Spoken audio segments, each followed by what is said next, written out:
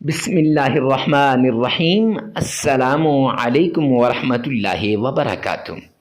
معزز سامعین کرام، آج جو ہم آپ کے سامنے حاضر ہوئے ہیں یہ قرآن پاک کی ایک چھوٹی سی صورت ہے، اس کا عمل لے کر حاضر ہوئے ہیں۔ ایک چھوٹی سی آیت ہے، اللہ کا پیارا نام ہے اور وہ تسبیح ہے جو اللہ کو بڑی پسند ہے، جسے حبیب کبریا آمنہ کے لال عبداللہ کے در یتیم جناب نبی کریم صلی اللہ علیہ وسلم نے فرمایا کہ یہ تسبیح اللہ کی لاڈلی تسبیح ہے۔ اس تسبیح کا عمل لے کر حاضر ہوا ہوں، اور یہ عمل کن لوگوں کے لیے ہے؟ ان لوگوں کے لیے جو مصیبت میں گرے ہوئے ہیں، جو مشکل میں پھنسے ہوئے ہیں، جن کے کام نہیں ہو رہے، جو مجھے بار بار واٹس ایپ پہ اور میل کر کر کے مجھ سے یہ پوچھتے ہیں کہ دشمن پر کیسے غلبہ پالیں، دشمن کو کیسے اپنے قابو میں کر لیں، یا پھر ہم بے اولاد ہیں، اولاد نہیں ہو رہی، تو اولاد کے لیے کوئی ایسا عمل بتا دیجئے کہ جس سے ہمیں اللہ سبحانہ و تعالی اولاد نرینہ عطا فرما دیں۔ یا ان لوگوں کے لیے جن کو جاب نہیں مل رہی، جاب لیس ہیں، میں یوں کہوں تو غلط نہ ہوگا کہ یہ عمل، قرآن پاک کی یہ صورت، اللہ کا یہ پیارا نام اور قرآن پاک کی یہ آیت، حدیث پاک کی یہ چھوٹی سی تسبیح، ان کے اندر وہ کرشمات ہیں، وہ فوائد ہیں، وہ برکات ہیں، وہ انوارات ہیں، وہ کمالات ہیں کہ جن سے آپ کی زندگی بدل جائے گی، حالات بدل جائیں گے، مقدر بدل جائے گا، نصیب بدل جائے گا۔ آپ جس بھی مشکل کے اندر پھنسے ہیں وہ مشکل انشاءاللہ ختم ہو جائے گی، وہ تکلیف انشاءاللہ دور ہو جائے گی، وہ مصیبت انشاءاللہ ختم ہو کے رہ جائے گی۔ معزز سامعین کرام، یہ عمل آپ نے لازمی کرنا ہے اگر آپ چاہتے ہیں کہ آپ کا نصیب بدل جائے، اگر آپ چاہتے ہیں کہ آپ کی تقدیر بدل جائے۔ یہ چھوٹا سا عمل ہے، آپ کے صرف چند منٹ لگیں گے لیکن آپ کی زندگی بدل جائے گی۔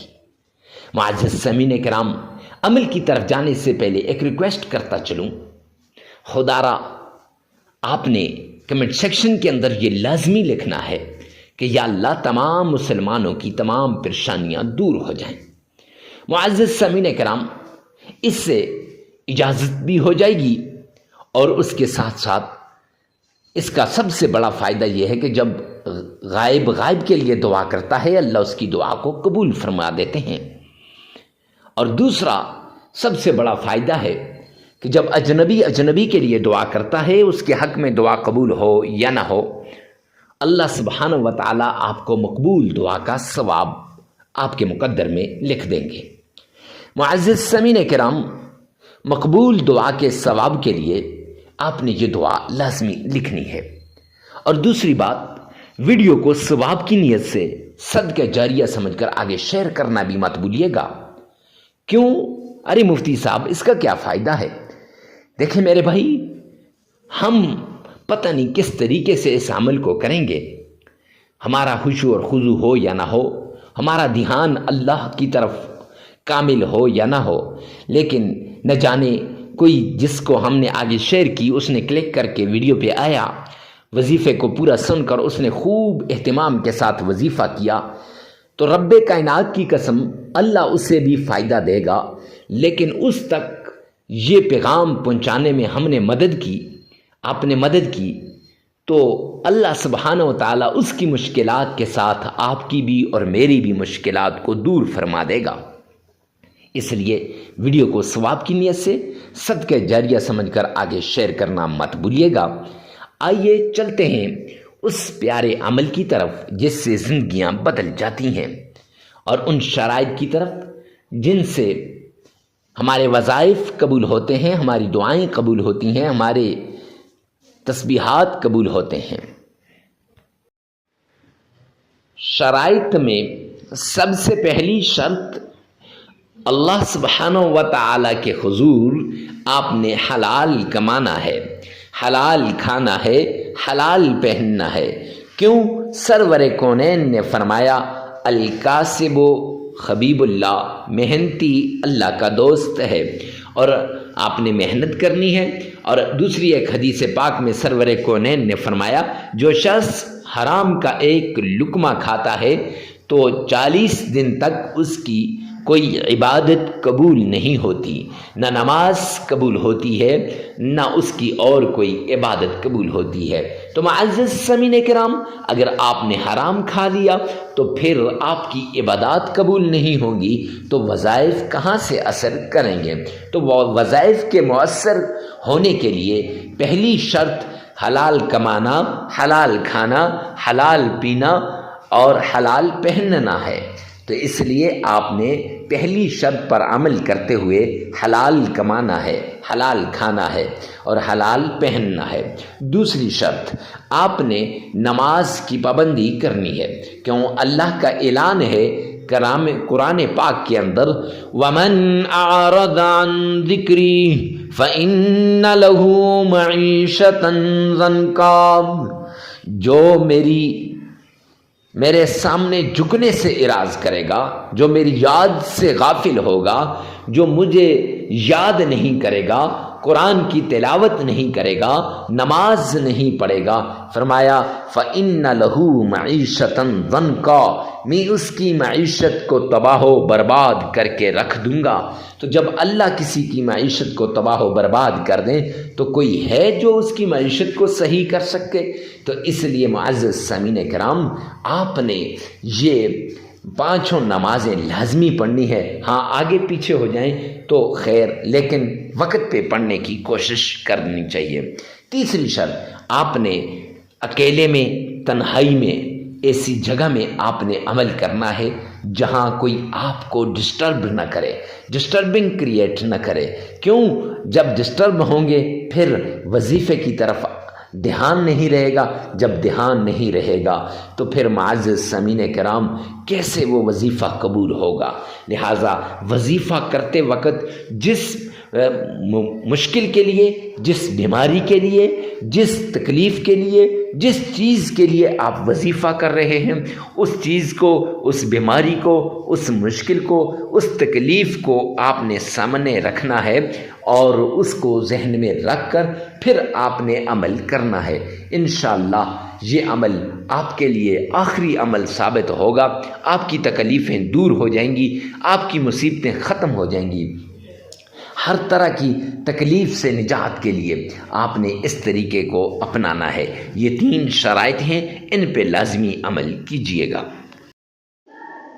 سب سے پہلے آپ نے آمنہ کے لال عبداللہ کے در یتیم جناب نبی کریم صلی اللہ علیہ وآلہ وسلم کی شان میں درود پاک پڑھنا ہے۔ محبت کے ساتھ، عقیدت کے ساتھ، پیار کے ساتھ درود پاک پڑھنا ہے۔ معزز سامعین کرام، یہ درود پاک آپ نے اس طریقے سے پڑھنا ہے کہ گویا آپ روضہ رسول کی جالیوں کے سامنے کھڑے ہیں، آمنہ کے لال کی جالیوں کے سامنے کھڑے ہیں، اور میرے پیارے آقا کا فرمان عالی شان ہے جو شخص درود پاک پڑھتا ہے دنیا کے کسی کونے پر بھی وہ مجھ تک پہنچایا جاتا ہے، میرے سامنے پیش کیا جاتا ہے۔ تو ارے میرا اور آپ کا درود پاک جب پیش ہو تو صحیح طریقے سے میرے آمنہ کے لال پر پیش ہونا چاہیے۔ آئیے میرے ساتھ مل کر درود پاک کا ورد کریں۔